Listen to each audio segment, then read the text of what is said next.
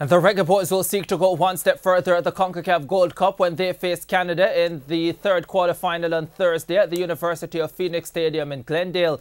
That's Arizona, starting 6:30 Jamaica time. The Theodore Whitmore coached unit ended their Group C campaign in the preliminary round unbeaten with 1 victory and 2 drawn results.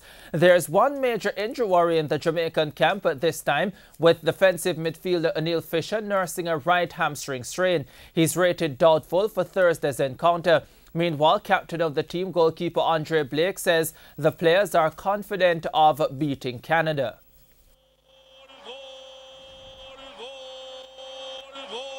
Canada is a very good team, but we have no doubt. We believe in everybody here, and we know what everyone is capable of doing. So we know that once we go out there and we bring our A game and everybody play to the best of their ability and have the fighting spirit, then we have what it takes, you know. But as I said before, Canada is a very good team. It's not going to be easy, but it's definitely possible.